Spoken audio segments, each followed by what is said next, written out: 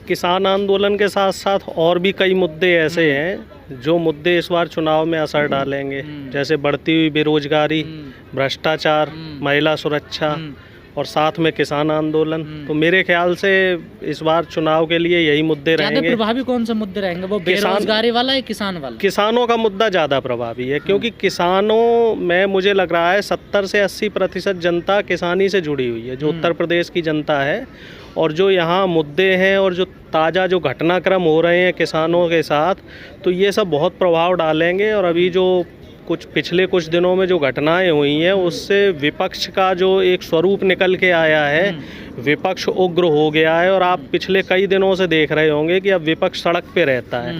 जो आप पत्रकारों को और बाकी जो जनता है जिनको शिकायत रहती थी कि विपक्ष एसी कमरों में बैठा हुआ है, तो आप पिछले 15 दिन से देख रहे होंगे कि तमाम पार्टियां रैलियां कर रही हैं। वो तो आरोप लग रहे हैं कि राजनीति कहीं ना कहीं करने। देखिए, राजनीति में राजनीति तो की जाएगी। अगर सत्ता पक्ष को गलत काम करता है तो विपक्ष का काम है उसका विरोध करना। अब वो विरोध किसी भी स्वरूप में हो सकता है, और हमारे लिए तो अच्छी बात है कि भाई जमीनी रूप से विरोध हो रहा है। बुद्धिजीवी इंसान है, बच्चों को पढ़ाते हैं, एक टीचर है, क्या समीकरण बनने वाला है यूपी का? आप रिसर्च भी करते हैं भाई? निश्चित तौर पे इस बार भारतीय जनता पार्टी को बहुत बड़ा नुकसान होने वाला है। जहां से मैं देख रहा हूं, भारतीय जनता पार्टी के साथ युवा भी नाखुश है, और जो वोट देने वाला तबका था, किसान जो था, जिसने भारतीय जनता पार्टी को 14 में, 19 में और 17 में उत्तर प्रदेश में सराखों पे बैठाया था, तो किसानों का तबका भी नाखुश है। और इसमें देखा जाए तो ओबीसी, एससी, एसटी ये लोग भी नाखुश हैं, क्योंकि इनके साथ भी लिंचिंग और हत्या की बहुत सारी घटनाएं देखने को आ रही हैं।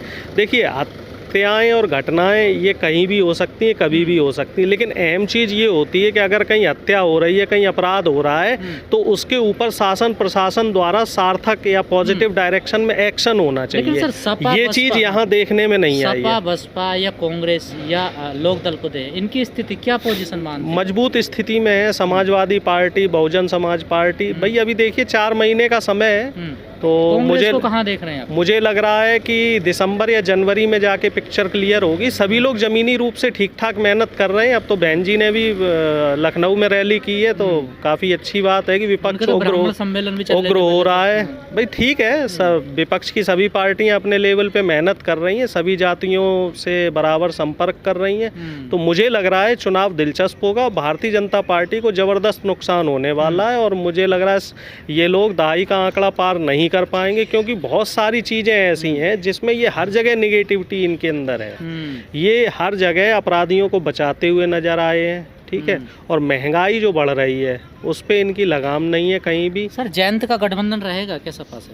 अब ये तो भाई समाजवादी पार्टी के लोग हैं या जयंत के लोग हैं, क्या उम्मीद लग रही है? हो सकता है गठबंधन, अभी जल्दबाजी होगी। मेरे ख्याल से दिसंबर तक हमें इंतजार करना चाहिए। दिसंबर के बाद जो सही समीकरण है वो बन के निकल के आएंगे।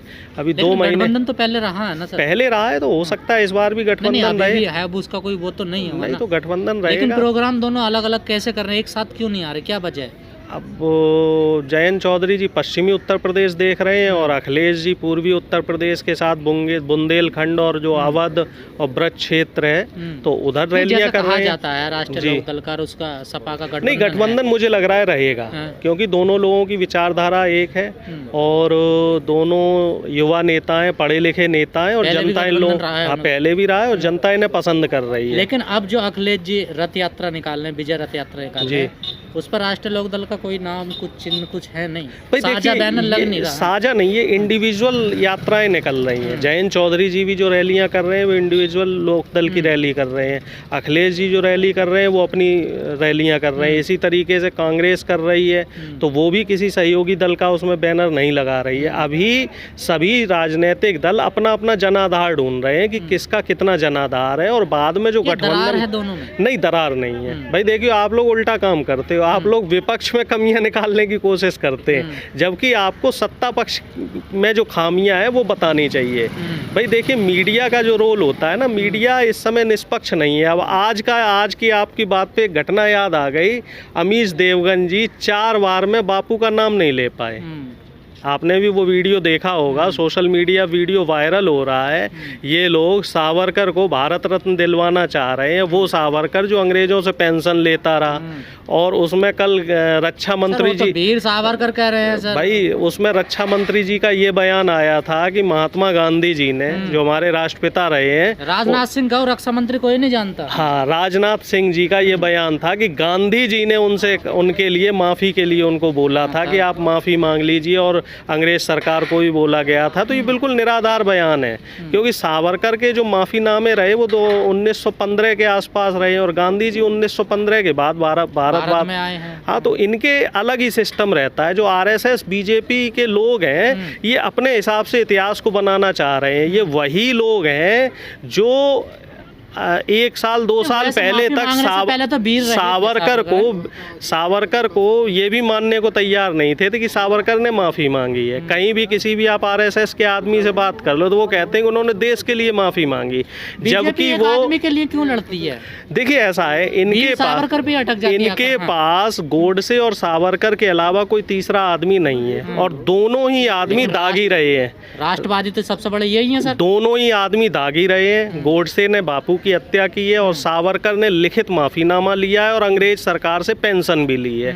आप मुझे 1947 से पहले किन्हीं 10 या 5 ऐसे आरएसएस के कार्यकर्ताओं के नाम बता दीजिए जिनका आज़ादी के आंदोलन में कोई योगदान रहा हो। हाँ, इनका योगदान रहा है मुखबिरी करने में, चाहे चंद्रशेखर आज़ाद की मुखबिरी करी हो, चाहे भगत सिंह को फांसी दिलाने में वकालत करी हो, ठीक है। जितने भी बड़े बड़े स्वतंत्रता सेनानी या क्रांतिकारी रहे हैं, तो उनको मरवाने में या उनको पकड़वाने में आरएसएस के लोगों का बहुत बड़ा योगदान रहा है। आप तो मानते राष्ट्रवादी इस टाइम, इस वर्तमान समय में सबसे बड़ा? भाई देखिए, वर्तमान समय में वो राष्ट्रवादी है जो किसानों के साथ है, जो देश की आम जनता के साथ है, जो देश के युवाओं के साथ है। और इस समय भारतीय जनता पार्टी ना तो किसानों के साथ है, ना युवाओं के साथ है, ना आम जनता के साथ है, ना महिलाओं के साथ है। तो उनके साथ है ना। कौन से किसान है? वो आरएसएस के किसान है। आरएसएस के अपने कुछ चंद संगठन हैं, 2-4 संगठन आरएसएस के हैं।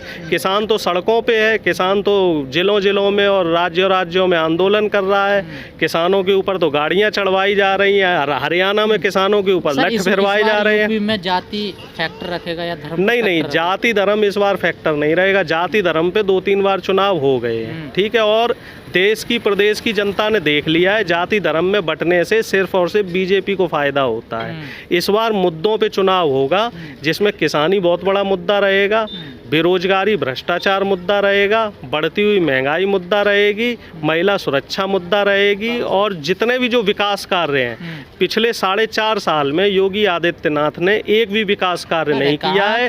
जो भी विकास कार्य हुए वो बैनर पोस्टर में हुए। गंगा तो बह गई, कोरोना के समय विकास की गंगा बह गई, और उसमें लाखों लाशें तैरती हुई पूरी दुनिया ने देखी। देश ने नहीं, पूरी दुनिया ने देखी। और योगी जी और मोदी जी के लिए विदेश की हर मीडिया चैनल में और हर न्यूज़पेपर में ये बताया गया कि ये 2 ऐसे लोग हैं जो लाशों पे शासन कर रहे हैं। हमारे देश की जो अंतर्राष्ट्रीय पटल पे छवि धूमिल हुई है, तो इसमें योगी और मोदी का बहुत बड़ा योगदान है। इस बार ये यूएसए में गए हैं, तो आपने देखा होगा कितनी आवभगत हुई है मोदी जी की, किसी ने नहीं पूछा। और ये वहाँ जाके गांधी का नाम लेते और यहाँ आके सावरकर कर रहे हैं। भाई, इनकी विचारधारा ही गलत है। ये नफरत का काम करते हैं, देश को, देश की जनता को, और हमारे जो यहाँ के लोग हैं इनको बांटने का काम करते हैं। किसानों को भी बांटने का काम कर रहे हैं कि अमीर किसान, गरीब किसान। भाई, जनता को बांटने का काम कर रहे हैं कि भाई अमीर जनता, गरीब जनता। आप मानते बहरहाल इस बार यूपी में बीजेपी के लिए कड़ी परीक्षा है? बीजेपी साफ हो रही है भाई साहब। कड़ी परीक्षा तो हम तब कह सकते हैं जब कहीं फाइट हो। बीजेपी तो कहीं नहीं दिख रही है। उत्तर प्रदेश से लेके किसी भी राज्य की आप बात कर लो जहां चुनाव होने वाले हैं, बीजेपी का कोई नेता विधायक अपने क्षेत्र में जाके चुनाव प्रचार नहीं कर पा रहा है। अभी पिछले 10-15 दिन पहले की घटना है, प्रतापगढ़ की बात है। वहाँ के सांसद साहब को वहाँ की पब्लिक ने दौड़ा के मारा। ठीक है। पर ये तो और गलत है ना। अलीगढ़ में भी ऐसा ही हुआ। जनता का आक्रोश है, आप जनता की नहीं सुनेंगे तो जनता आपकी क्यों सुनेगी। हरियाणा में उपचुनाव में एक जगह बीजेपी के प्रत्याशी को पर्चा जब दाखिल कर रहे थे वहाँ से धक्के मार के भगा दिया गया। नहीं, मैं समर्थन नहीं करता हूँ, लेकिन जनता का आक्रोश कहीं तो निकलेगा। आप जनता की नहीं सुन रहे, जनता के दुख दर्द की नहीं सुन रहे हैं। जनता परेशान है, आपसे मिलने आती है, आप जनता से मिलते नहीं है। भाई जनता का जो प्रतिनिधि है, विधायक या सांसद, वो जनता का प्रतिनिधि होता है। और प्रतिनिधि का क्या काम है? जो जनता की समस्याएं हैं उनका निराकरण करना। आप जनता से मिलना पसंद नहीं करते, और अब जब चुनाव का माहौल बन रहा है तो आप जनता को क्या मुंह दिखाओगे? तो इस तरह की चीज़ें जनता समझ रही है। कम से कम आप जनता के बीच में तो रहते।